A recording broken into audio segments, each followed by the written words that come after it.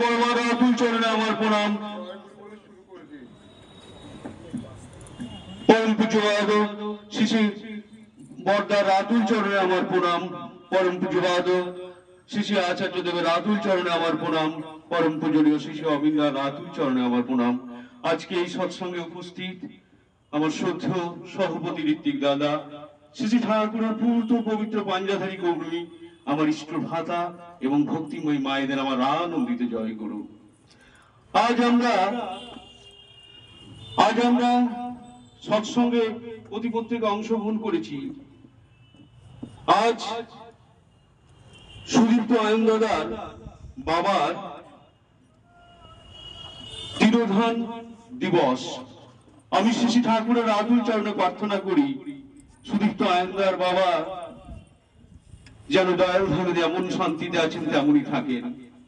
এবং আমি এও প্রার্থনা করি কাজল মা, সুদীপ্ত দাদা এবং শুক্লামার ইষ্টচ্ছল এবং মঙ্গলময় জীবন।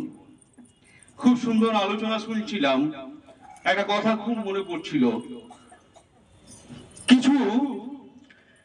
কিছু মানুষ ঠাকুর বাড়ি গেছে, তখন পরম পূজ্যবাদ শ্রী শ্রী দাদা আছেন। ঠাকুর বাড়ি যে পরম পূজ্যবাদ শ্রী শ্রী দাদার কাছে তারা বিদায় নেওয়ার জন্য অনুমতি চাইছে, তখন পরম পূজনীয় শ্রী অবিন্দা বলছেন এই বাচ্চাটাকে রেখে যান, এই বাচ্চাটাকে রেখে যান, বারবার বলছে। কিন্তু সেই দলটি একটা ছোট্ট বাচ্চা ছেলের কথা শুনলো না, নিয়ে চলে গেল। মাঝ রাস্তায় সেই ছেলেটির মৃত্যু ঘটলো। তাকে যখন বাড়িতে নিয়ে গেল, তার মা দোষারোপ করছে যে আপনারা আমার বাচ্চাকে মেরে দিয়েছেন। তারা আবার ঠাকুর বাড়ি এলো। পরম পূজ্যবাদ শ্রী শ্রী দাদার তখন নিবেদন করাতে বলল, তুলসী পাতা বড় আর ছোট নেই, তুলসী পাতা তুলসী পাতায়। তা পূজনীয় অবিন্দা শ্রী শ্রী ঠাকুর কি বললেন? শ্রী শ্রী বর্দারও হবে না, পরম পূজ্যবাদ শ্রী শ্রী দাদাও হবে না, পরম পূজ্যবাদ শ্রী শ্রী আচার্যদের কিছুটা যাবে, পঞ্চম পুরুষ পথ দেখাবে। সেই পঞ্চম পুরুষ পথ দেখানো শুরু করে দিয়েছে। পঞ্চম পুরুষ কি বললেন?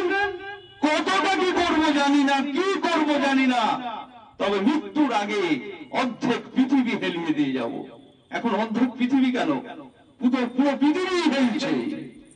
তার একটা ছোট্ট নিদর্শন, আমি তার কত ক্ষমতা, এই সামনে কিছুদিন আগে, কিছু মাস আগে অমরধামে এসেছিলেন একটা ছেলে, একটা যুবক ছেলে, তার বড্ড ইচ্ছা, মনের ইচ্ছা পূজনীয় অবিন্দার সঙ্গে একটু দেখা করেন এবং কথা বলেন। সেই মনের ইচ্ছাটা মনেই রেখেছিলেন। এত মানুষের ভিড় অমরধামে, কিছুতেই বলতে পারছেন না।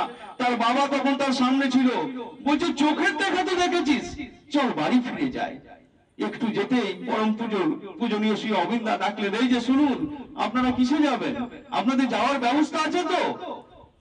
বললো আমরা এখানে যাব, জানি না রাত্রে ফিরবো কিনা, ফিরতে পারবো কিনা ঠিকভাবে। তখন পরম পূজনীয় শিশু অবিন্দা আরেকটা পরিবার দেখিয়ে বলল, একে ঠিক করে, এনাকে ঠিক করে নামিয়ে দিয়েন। আপনি খাওয়া দাওয়া করেছেন তো? চরম শান্তি, মনের চরম শান্তি। উনি কথাটি, মনের আকুতিটি শুনে নিয়েছেন। উনি শুধু দেখাই দেননি, কথাও বলেছেন। আর এই যে ডিপি ওয়ার্ক এত আলোড়ন, ডিপি ওয়ার্কের সুফল আমি একটা ছোট্ট উদাহরণ দিয়ে শেষ করব।